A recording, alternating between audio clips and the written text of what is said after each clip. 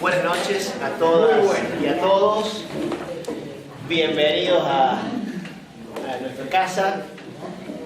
Hoy estamos invitados por la Escuela de Formación Política del Partido Socialista a esta charla en conmemoración, en festejo de nuestros 121 años. Vimos el miércoles. Bueno, tenemos visitas especiales, además del disertante que lo va a presentar de él. Están los compañeros de la Mesa Ejecutiva Nacional de la Juventud Socialista, así que antes de arrancar le íbamos a pedirse que los chicos se tienen que ir rápido porque tienen otra cosa en donde van a descansar, así que le íbamos a pedir al compañero Marcial, que ahora no lo veo, bueno, que nos haga un saludito, que nos cuenten en qué andan. Bueno y breve. Buenas tardes a todos y a todas. Como sabrán, varios compañeros y compañeras de la Mesa Nacional de Juventud de nuestro partido están presentes aquí porque mañana tenemos reunión de Mesa Nacional.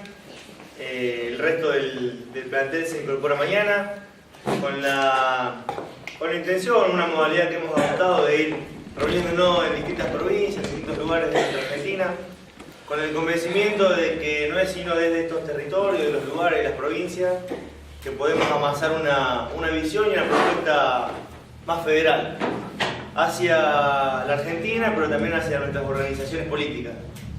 Y con alegría también de estar en lugares como estos, en las casas del pueblo, en todas las provincias donde históricamente nuestro partido se fue amasando en este tipo de reuniones, de formación política.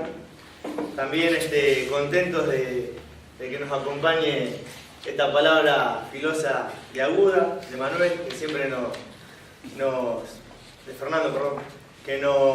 siempre nos ayuda a pensar y nos interpela a cuestionarnos nuestras prácticas, nuestros métodos, a cuestionar lo establecido, a cuestionar esta realidad y nos ayuda a seguir pensando los porqués de las cosas que pasan. Y nuestro partido desempeña o debe desempeñar un rol fundamental en esa tarea, en la de cuestionar, pero también en la de proponer y en la de demostrar otras prácticas que vayan alimentando una esperanza para nuestra Argentina. Nosotros más que agradecidos de estar en Córdoba, con el espíritu abierto para aprender mucho de esta charla, pero de los debates, pero también de estas realidades y del encuentro con nuestros compañeros, que siempre nos enriquece. Así que agradecerles a ustedes, a todos los compañeros que han hecho cientos y cientos de kilómetros para llegar a la reunión de la Mesa Nacional de mañana, y a disposición, como juventud del partido, a disposición para charlar permanentemente, para intercambiar pareceres, propuestas, ideas, y con la convicción de que nuestra práctica puede ser muy transformadora esta realidad. Así que nada más y muchas gracias.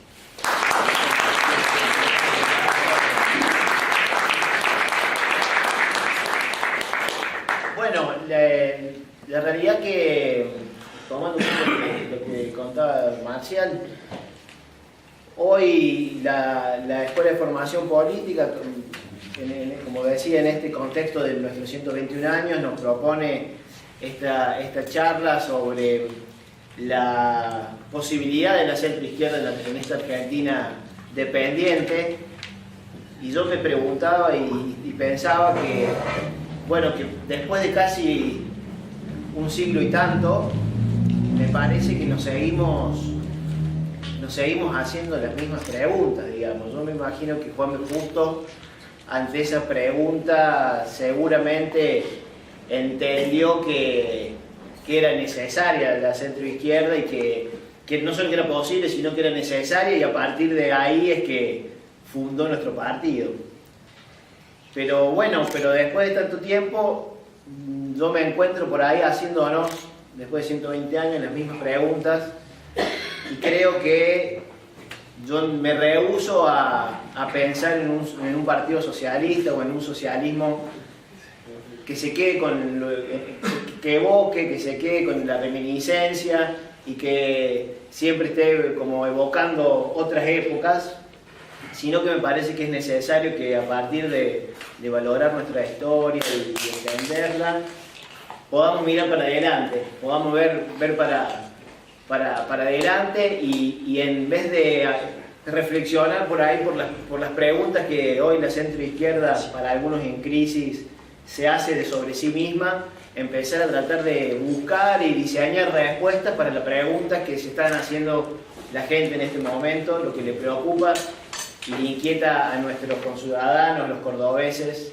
en este momento. Me parece que la idea del progresismo, la tarea del progresismo es justamente tratar de llevar adelante una mirada para adelante que nos permita anticiparnos y poder ver un poco más allá y bueno, empezar a brindar respuestas concretas, que en eso la derecha es muy buena, para las cuestiones que les preocupa hoy a la gente. Me parece que es un desafío muy importante que tenemos después de 121 años.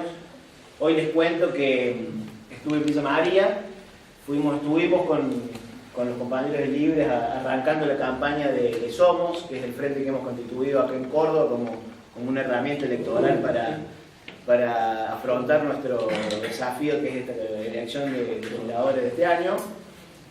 Y estuvimos reunidos con un referente del mutualismo que peina 74 años, un tipo que hoy conduce, que es Miguel Olaviaga, hoy conduce una de las mutuales más importantes de la Argentina, y pese a sus 74 años, casi toda la conversación se versó justamente en las nuevas realidades y los nuevos desafíos que el mundo del trabajo y la sociedad tiene para adelante a partir de las nuevas tecnologías, a partir del nuevo contexto.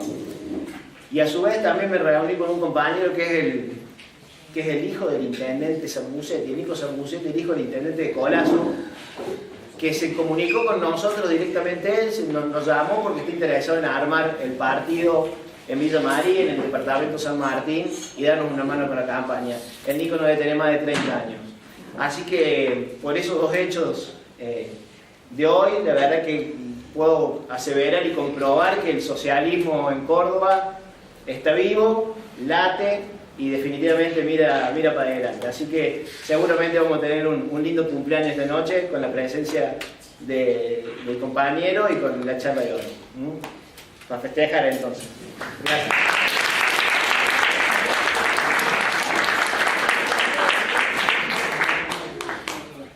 Bueno, muy buenas noches. Antes que nada, agradecer a todos que se hayan acercado a nuestro local en esta fecha que es tan importante y tan especial para todos nosotros, que es la celebración de los 121 años de la fundación de nuestro Partido Socialista. Y bueno, con esta convocatoria, que como bien mencionaba Matías, la convocatoria era discutir la posibilidad de construir un espacio de centro izquierda en una Argentina dependiente, que bueno, uno a la luz de lo que conoce, de lo que ha escuchado, de lo que ha leído, tanto en los libros como por ahí en las experiencias que uno puede compartir con compañeros que hace muchos más años que están acá en el partido, sabe de que esta preocupación, como decía Mati, no es una preocupación nueva para lo que es el Partido Socialista de la centro izquierda, sino que es una preocupación que inclusive ya, por ejemplo, allá por la fundación del Partido Socialista Popular a comienzos de los 70, ya era una preocupación que se planteaba claramente desde los postulados de nuestro partido, cuando básicamente decían o planteaban la necesidad y la justificaban de poder superar las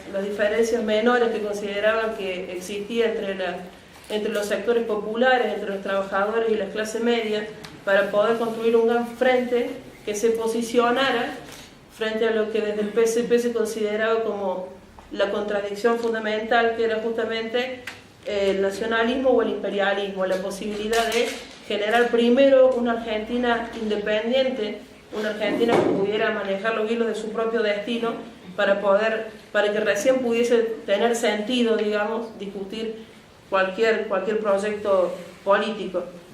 Bueno, y desde este frente ellos proponían cosas que si uno los plantea, la verdad que se cree que tiene toda la vigencia del mundo, inclusive hoy mismo. Podríamos copiarlo y pegarlo y casi que podría ser un programa, cuando desde ese frente popular que ellos proponían, hablaban de que teníamos que proponer la eliminación de normativas que restrinjan el derecho a huelga, o proteger la industria nacional, o desarrollar una política de control de precios o una política monetaria antiinflacionaria, hasta incluso hablaban de paritarias. Casi que parece tema que sacado del titular del diario de hoy. Sin embargo, también comparto esto que plantea Matías. No es una cuestión de estudiar la historia o entender la historia para quedarnos en el recuerdo, sino que yo creo que lo que tenemos que hacer es enfocar el análisis que hacemos para entendernos como organización y para ver qué aporta eso para poder entender la realidad en la que hoy tenemos que actuar y en la que tenemos este desafío que tiene que ver con pensar desde dónde podemos comenzar a construir una alternativa de centro-izquierda en una Argentina donde, por ejemplo, tenemos casi más de la mitad del PBI está afectado a la deuda pública. Esto es una cuestión que si uno para pensarlo gráficamente se alarmaría. A ver, de todos los bienes y servicios que producimos en nuestro país, hasta el 1 de julio prácticamente todo eso iría afectado a la deuda pública que tenemos.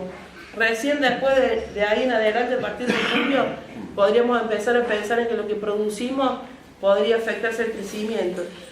El 28 de junio, casualmente, que fue la fecha, el aniversario de la fundación del partido, el 28 de junio de este año, el gobierno nacional oficializaba el aumento de la deuda pública en un 10%, comprometiendo casi 2 generaciones con la emisión de un bono a 10 años. Entonces, en ese contexto es donde tenemos que pensar cómo se puede discutir qué hacer, por ejemplo, con el 33% de pobres que tenemos en nuestro país. Qué hacer no solamente para darles un subsidio que no funciona más que como un parche, sino qué hacer para darles la oportunidad de que puedan desarrollarse y desarrollar su propio proyecto de vida en este país. Un país en el que cada uno de los que nacen ya nace debiendo o comprometiéndose con la deuda pública también en casi $6.600 por cada persona de la Argentina que le distribuimos en cada uno. Entonces, en este marco, en estas condiciones, yo creo que es un enorme desafío pensar cómo podemos construir juntos una alternativa de centro-izquierda, una alternativa de base profundamente popular. Y por eso es valiosísima la presencia y el aporte que hoy tenemos de Fernando Suárez, que ha aceptado la invitación de venir a compartir este debate. Él es profesor de Historia de la Universidad de Mar del Plata, es becario del CONICET, fue codirector, compilador y colaborador junto con el compañero Alfredo Laceretti, secretario nacional del libro Socialismo y Democracia, y también actualmente es editor de La Vanguardia, y quizá no hay historiador en el país, o a lo mejor me equivoco, que conozca más el socialismo que Fernando. Por eso yo creo que seguramente su aporte va a ser muy valioso para nosotros para empezar a entender en dónde estamos parados. Tomar estos elementos de la historia, no para quedarnos en ella, sino para entender mejor cuál es la realidad en la que hoy nos toca intervenir y llevar adelante este desafío gigantesco que tenemos por delante. Así que un aplauso para Fernando.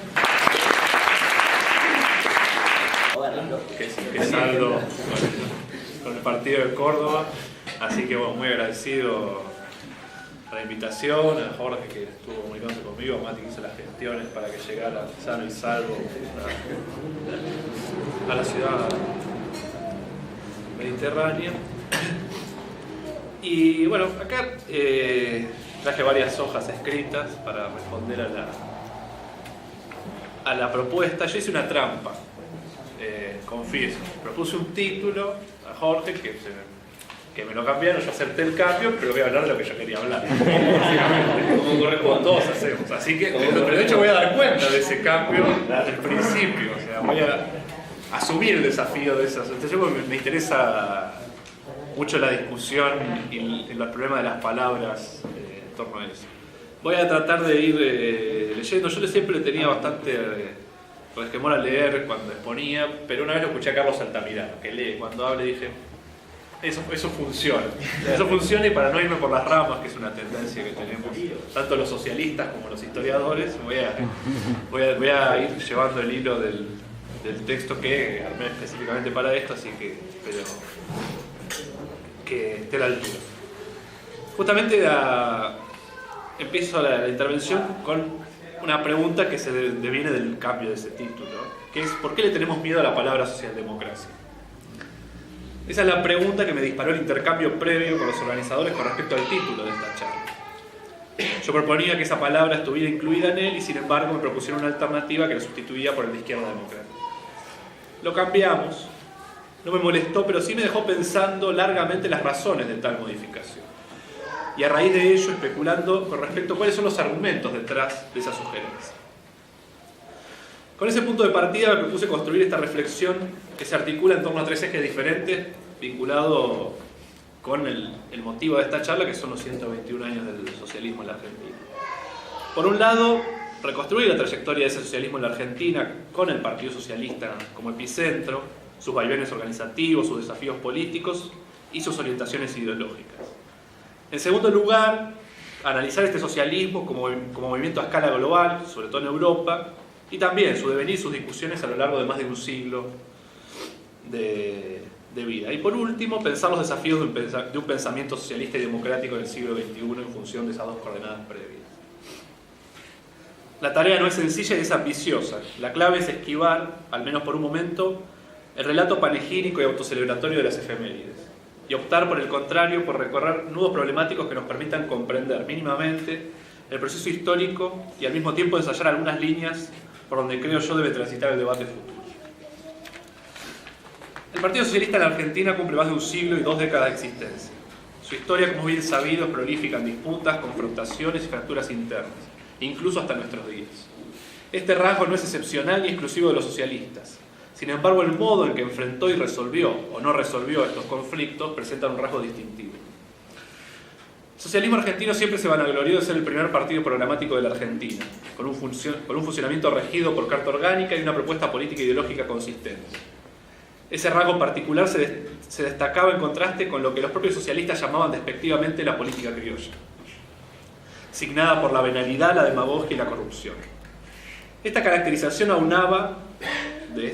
la política criolla aunaba desde los políticos conservadores hasta los anarquistas, pasando por supuesto por los radicales de entonces, que representaba para los socialistas el pasado. El socialismo era el futuro. Para analizar el PS y no caer en una descripción histórica, voy a dividir esta historia socialista en 3 tiempos. Contradiciendo la propia imagen que el partido tiene de sí mismo, programático y no personalista, voy a denominar estos tiempos con nombres de dirigentes y planteando aquellos puntos, a mi entender, centrales para cada uno de ellos. El primer tiempo, por supuesto, es el tiempo justo. No por justicia, sino por el fundador del partido, Juan B. Justo. El liderazgo tanto teórico como político del proyecto socialista argentino estuvo centrado en su principio por la figura de un destacado médico, Juan B. Justo. Justo fue reconocido tanto por su labor profesional como por su desempeño político. Su talla intelectual socialista casi no tuvo equivalentes en América Latina hasta bien adentrado el siglo XX, quizá con la aparición de Mariátegui como segunda figura latinoamericana con algún peso intelectual. El socialismo argentino se vio desde un principio tensionado por una doctrina de origen europeo que había ganado cierta sistematicidad y con ello también cierta rigidez en aquellos años, y por el otro por la necesidad de ofrecer una lectura y una propuesta adecuada a la realidad propiamente argentina y latinoamericana. En tal sentido, Justo fue un pensador teórico original, conocedor profundo de las fuentes del socialismo internacional, primero traductor del Capital al español, pero a la vez un lector exigente de los desafíos que implicaba conformar un proyecto socialista en un país periférico, económicamente no desarrollado y con predominio de una economía de base rural y agroexportadora. Justo dio esos debates tanto al interno de su partido como en el marco del socialismo internacional. Es recordado su debate con el italiano Enrico Ferri en tal sentido. Su figura se consagró como uno de los puntales del socialismo en el Cono Sur. El modelo justista concebió un socialismo democrático sin excepción, empapado de cierto positivismo evolucionista, liberal en lo económico y que se basaba en 3 pilares fundamentales: el partido, los sindicatos y las cooperativas. El partido se concebía en un principio más como un instrumento educativo y propagandístico que electoral, que corroboraba el sesgo iluminista que atravesaba a los socialistas de entonces. El nombre de su periódico, La Vanguardia, ratificaba esto. Los sindicatos eran los pilares de la lucha económica, como decían los socialistas de entonces, pero parcialmente disociado del partido, que desde esta perspectiva debía mantenerse prescindente de los asuntos gremiales. El cooperativismo, por su parte, sería uno de los rasgos característicos del socialismo vernáculo. considerado el vehículo privilegiado para transformar la lógica de producción capitalista en clave participativa y proteger al mismo tiempo a los obreros, a los pequeños productores y fundamentalmente una figura central para los socialistas que son los consumidores. Hasta hoy, uno puede ver al compañero Héctor Polino hasta el día de hoy siguiendo esta prédica. Los límites de dicha propuesta también son harto conocidos. El socialismo encontró obstáculos tempranos para su crecimiento político-electoral, dada la enorme cantidad de inmigrantes que formaban parte de sus bases de adherentes, su incapacidad para desplegarse territorialmente y su siempre difícil vínculo con los sindicatos, así como las propias restricciones y trampas que asignaban el sistema electoral del momento. Sin embargo, su principal problema devino de su incapacidad para caracterizar y comprender al radicalismo, un fenómeno político de masas, indefinido en su composición y límites, pero con una notable capacidad de movilización entre los sectores medios y bajos. Agrupaciones efímeras, sin programas ni principios, ni más objetivo que el triunfo personal del momento, caracterizaba justo a los radicales. El PS de matriz justista tuvo opositores varios dentro de sus filas, por izquierda y por derecha. Figuras como Ingenieros, Ugarte e inclusive Alfredo Palacio se convirtieron en voces disonantes dentro del esquema planteado por el viejo líder, siempre secundado por Nicolás Repetto. El partido demostró desde sus orígenes dos rasgos que se prolongarían hasta nuestros días. Por un lado, una activa vida interna, abundosa en debates y discusiones. Por el otro, una notable incapacidad de dirimir y canalizar esos debates mediante mecanismos institucionales, que derivó en infinidad de casos de decisiones o expulsiones. Estas rupturas debilitaron al PS como organización política y al mismo tiempo le quitaron heterogeneidad interna. La línea justista fue dejando de lado sucesivamente a diferentes sectores que, de un modo u otro, contradecían esa línea oficial. El segundo tiempo, quizás el más polémico de todos, es el tiempo que yo denominé el tiempo Ghioldi.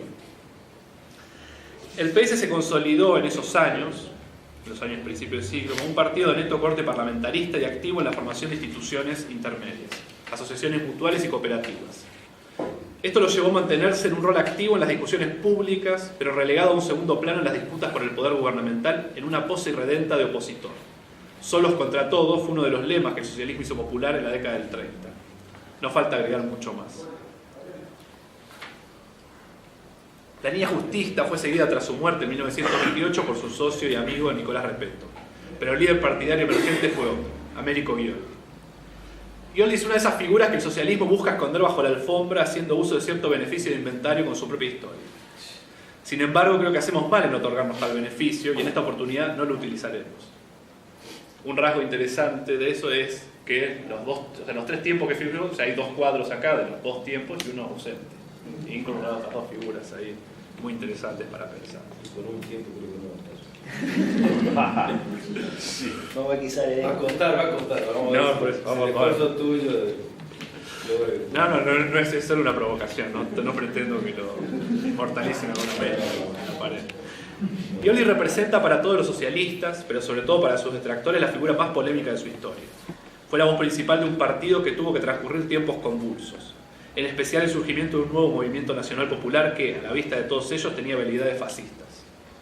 Por tal motivo, la figura de Ghioldi está asociada directamente a uno de los momentos de mayor retracción del PS, incapaz de comprender y combatir con eficacia política el nuevo emergente de masas, el peronismo. Durante la década infame, el PS había alcanzado su mayor presencia político-parlamentaria, aprovechando la abstención radical, y había abandonado ciertas rigideces doctrinarias previas, por ejemplo el liberalismo económico. También se había embarcado en un férreo antifascismo de cara a los traumáticos episodios que asolaban al viejo continente. Por otro lado, la relación entre la conducción partidaria y sus miembros de Tracción Obrera seguía siendo tensa, al mismo tiempo que el socialismo perdía terreno en ese mismo sindicalismo. Esa conjunción de elementos enmarcó la posición del PS frente al gobierno autoritario de 1943 y sobre todo ante la emergencia del liderazgo de Juan Domingo Perón. La versión gioldista con respecto al peronismo se convertiría en el paradigma del antiperonismo radicalizado. En De la tiranía a la democracia social, un libro de Ghioldi en 1956, Ghioldi ratificaba la continuidad entre la visión política de Juan B. Justo, a la que le atribuía un carácter profético, y la lucha del socialismo contra Perón. Consideraba precursora la crítica de Justo a los caudillismos, su posición contra los mesianismos y la violencia y su compromiso inquebrantable con la democracia, de forma y de contenido.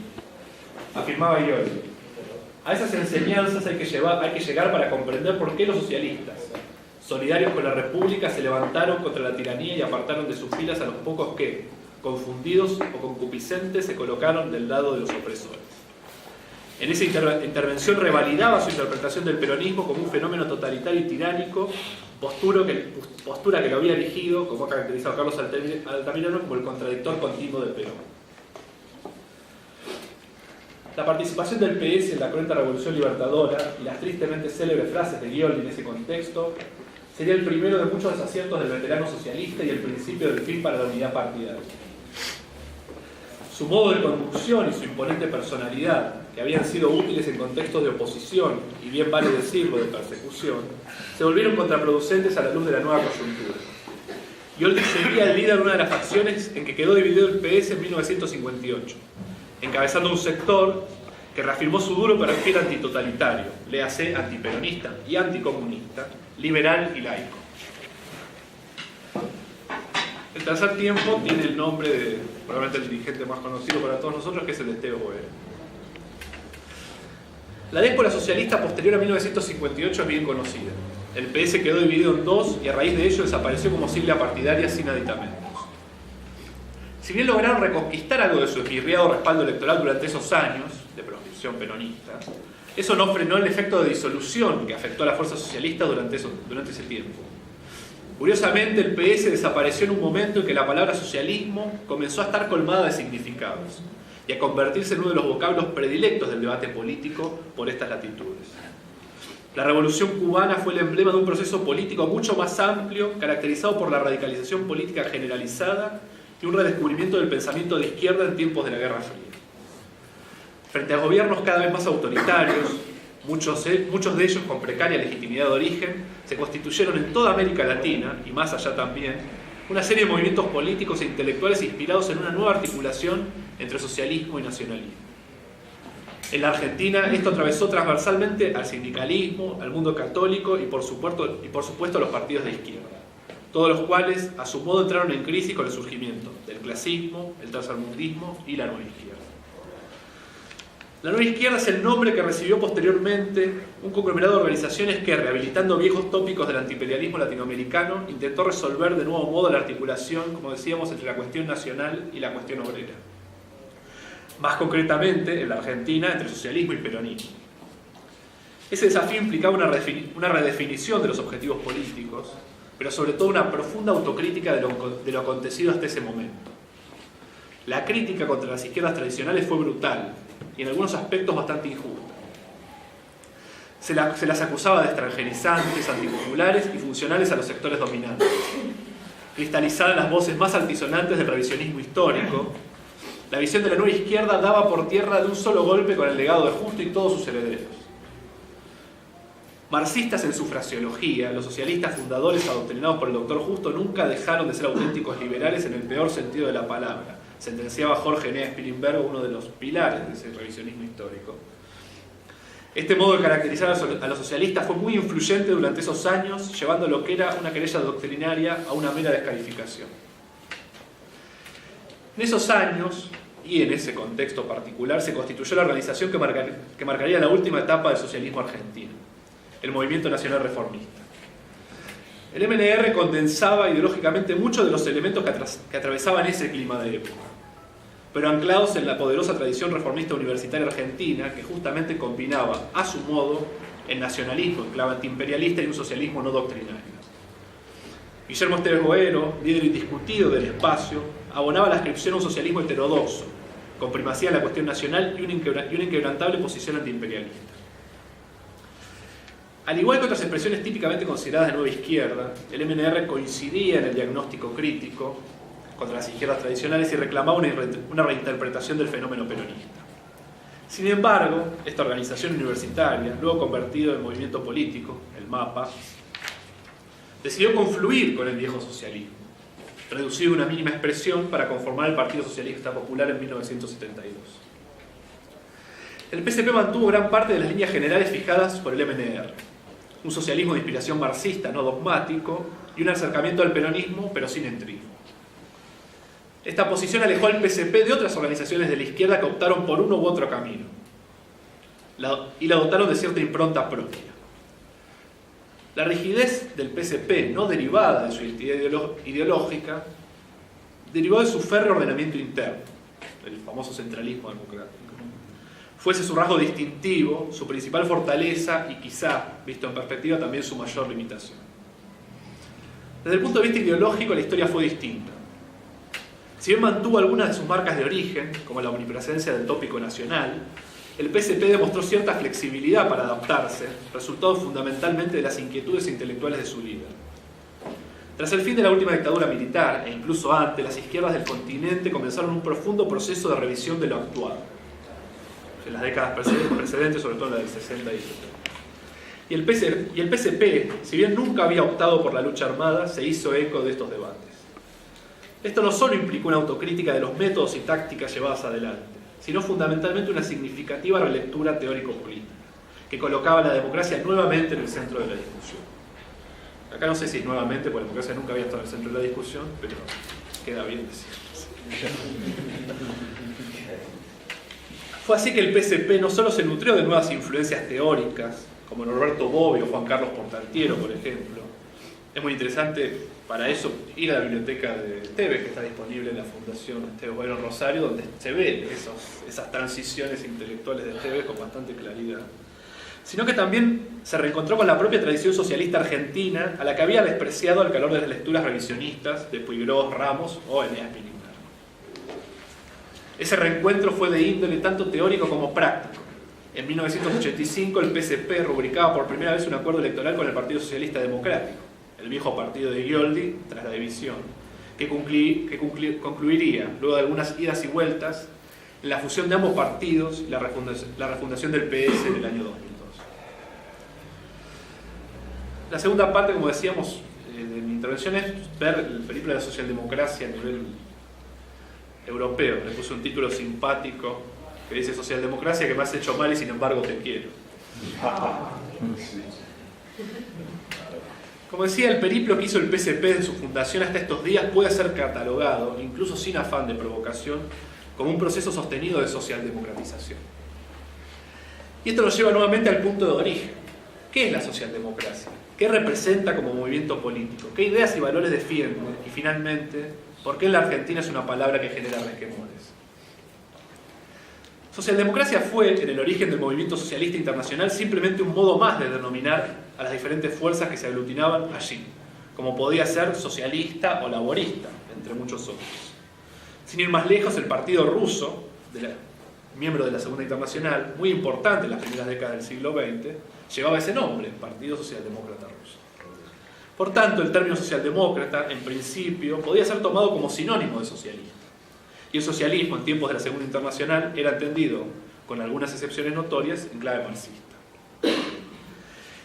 Ese consenso fue en cierto modo ficticio, tensionado desde un principio tanto por diferencias doctrinarias, que no tardaron en hacerse visibles, como por las particularidades nacionales. De ese modo coexistían bajo el mismo rótulo y dentro de la misma organización visiones y perspectivas radicalmente diferentes. Desde el punto de vista doctrinario eran muchas las voces que encontraban limitaciones en el marxismo ortodoxo, que defendían y vulgarizaban algunos de sus más conspicuos referentes. La más resonante de ellas fue la que llevó adelante dentro del socialismo alemán Eduard Bernstein. Esa visión, compartida con matices por otros dirigentes de la talla de Jean Jaurès, francés, o Emile van der Velde, socialista belga, cuestionaban algunos supuestos de la ortodoxia marxista y al mismo tiempo marcaban una posición de irreductible compromiso con la democracia y la vía reformista. La democracia es una condición del socialismo en un grado mucho mayor que el que habitualmente se asume. Ella no es solo un instrumento, sino la sustancia misma, afirmaba Bernstein en 1899. Las peculiaridades nacionales, por su parte, entorpecían hacía tiempo las deliberaciones de la Internacional Socialista y limitaban el carácter resolutivo de las decisiones que allí se tomaban, dada la libertad de acción que todos los miembros se atribuían a sí mismos. Esta situación tuvo un punto crítico cuando estalló la Primera Guerra Mundial y precipitó el desenlace de una experiencia de cooperación tan fructífera como frustrante. Este estado de disolución se vio potenciado por la Revolución Rusa de 1917, que, cuando nadie lo esperaba, reconfiguró completamente el mapa político socialista y con ello todo el escenario geopolítico mundial. Este año se cumple 100 años de la Revolución Soviética. El triunfo de la Revolución de Octubre significó el triunfo también de un modo de interpretar el socialismo y el marxismo, el de su líder, Vladimir Ilich Ulyanov, más conocido como Lenin. El marxismo-leninismo, tal y como fue acuñado entonces, se constituyó en una ortodoxia sustentada en una experiencia política inédita y desde el punto de vista de sus muchos apologetas, exitosa. Al margen de su diatriba previsible contra el capitalismo, el leninismo comenzó una batalla sin cuartel contra sus otrora compañeros de ruta, los que no dudó en tildar de socialfascistas, entre otros apelativos descalificativos. Los socialistas, ya nítidamente diferenciados de los comunistas, se encontraban en una situación de enorme debilidad tras la guerra y no lograban devolver los golpes con la misma contundencia con la que los lanzaban desde el bando soviético. El triunfo del leninismo en el campo doctrinario fue abrumador. Se apropió del monopolio de la interpretación del marxismo, expulsó a los socialdemócratas del campo de la izquierda y reclutó un nada desdeñable contingente de intelectuales adictos en todo el mundo, entre los que se incluía, por ejemplo, Pablo Neruda, entre muchos otros. El escenario de la segunda posguerra, con la Unión Soviética estalinista en su cenit, parecía no poder ser peor para los socialistas democráticos. Sin embargo, la historia fue otra. A medida que el gigante de pies de barro que era la Unión Soviética se comenzó a tambalear, fruto de lo inocultable de su fracaso tanto económico como político, la Unión Soviética no solo no había sido capaz de cumplir las promesas del socialismo, sino que muy por el contrario había convertido el sueño en una pesadilla. Aun cuando su modelo económico pudiera ser defendido todavía por algunos como una alternativa al capitalismo, poco se podía justificar de ese campo de exterminio a cielo abierto que había sido convertida la Unión Soviética. Este dato ya no podía ser ocultado ni, aunque algunos todavía lo intentan, matizar.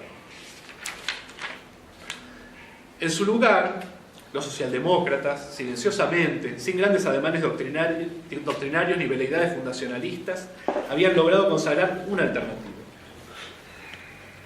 Quizás ya no socialista en el sentido clásico, pero que objetivamente había logrado elevar el nivel de vida de los trabajadores y, por sobre todas las cosas, reducir las brechas de desigualdad social al mínimo. El Estado democrático de bienestar fue el modelo que, con algunos casos muy exitosos, se convirtió en la bandera de los socialdemócratas. La respuesta más contundente a los múltiples efectos colaterales del capitalismo salvaje y a las encendidas diatribas del bolchevismo trasnochado surgió de la práctica hacia la teoría. O sea, el modelo socialdemócrata fue un modelo de la práctica que después se transformó en la teoría. Dice el politólogo español Ramón Cottarello: nunca se repetirá lo suficiente. El estado de bienestar fue un éxito. Una prueba de ello es que incluso quienes quieren acabar con él dicen que lo hacen para mejorarlo. La socialdemocracia se desligó así de una discusión que no tenía interés en dar para ampararse en la contundencia de los datos concretos. La igualdad seguía siendo la bandera de los socialistas, pero lo hacía en un matrimonio indisociable con la democracia y la libertad. Como señalaron uno de sus referentes más importantes, Willy Brandt, el socialismo y la democracia son, para nosotros, una y la misma cosa. Con más precisión todavía, el socialismo es para nosotros democracia concebida hasta el último término. Por último, queda plantear esta discusión de pensar la socialdemocracia desde la Argentina. Como decía, la historia de la socialdemocracia es una historia con claroscuros. Aquí, como dijimos antes, no hay beneficio de inventario. Es por ello que la palabra genera resquemores. La socialdemocracia fue la del exitoso modelo sueco, por ejemplo, y la de los fundadores de aquella Segunda Internacional. Pero también fue la del laborismo neoliberal de Tony Blair o del claudicante presidente Hollande en Francia. Esas tensiones no gustan cuando nos apropiamos de un término que presume de identitario. Preferimos alguno más inocuo, genérico y despojado, izquierda democrática. Pero eso creo que hace craso favor a los desafíos que tenemos por delante. Los desafíos son muchos y creo que más fáciles de enfrentar si uno asume una posición clara en algunos aspectos. Así como hay cosas que permiten ciertos matices, otras cosas no. Me parece preocupante en el campo de las izquierdas en general las dificultades que tenemos para analizar procesos políticos tales como el soviético, el chino, y más difícil por cercanía el cubano o el venezolano. Aún con todos los es más complejo y hay que entenderlo en contexto, que ya veo venir de parte de ustedes, hay ciertas cosas en las que tenemos que ser terminantes para seguir discutiendo. Hay ciertas cosas que en democracia no valen, el Estado de Derecho es absoluto y el socialismo sin libertad no existe. Sobre esa base, nuestro campo de acción es el de la socialdemocracia, nos guste o no nos guste. Si no nos gusta, tenemos la puerta abierta para participar de la míriada de partidos trotskistas, comunistas, maoístas que abundan en nuestro país y que tanto han hecho por nuestra democracia. Es ironía.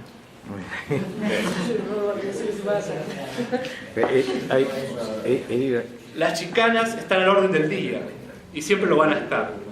Pero cuando el trotskismo haga por los sectores populares asalariados la mitad de lo que hicieron los socialdemócratas, hablamos.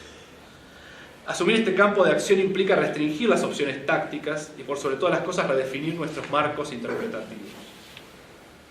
Desde el punto de vista táctico, la cosa parece sencilla. La única vía válida para el ejercicio de la política es el de la democracia. Esto implica no solo la centralidad de la voluntad popular expresada mediante el voto, sino también la convivencia con otras expresiones políticas, es decir, el pluralismo y el respeto de las minorías.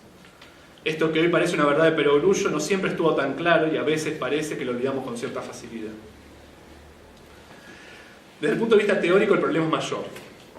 Por un lado, porque la socialdemocracia en su versión actual ha perdido las certezas que ofrecía el cómodo paraguas del marxismo como ortodoxo. Si bien la obra de Marx sigue guardando cierta vigencia y merece ser leída, el marxismo no corrió igual suerte y poco favor se hace cuando intenta desligarse de un modo casi infantil de la experiencia soviética de la que antes se vanagloriaba.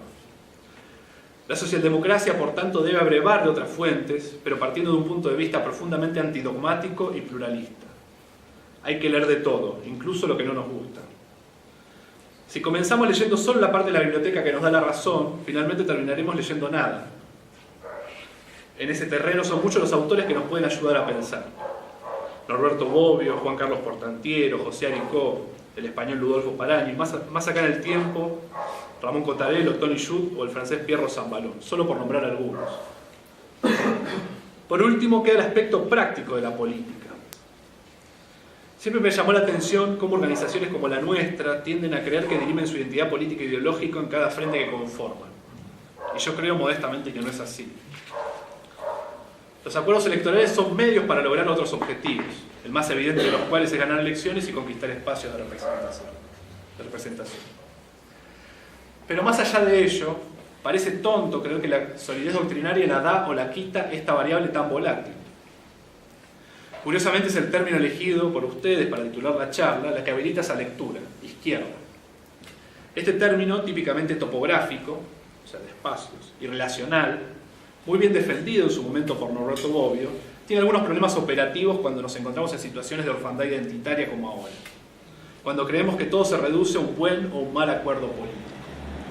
Esta lectura habilita, por ejemplo, que indistintamente hayan sido de izquierda por Elisa Carrió, nuestra socia recién Margarita Stolbizer, Luis Juez, localmente, o Pino Solanas,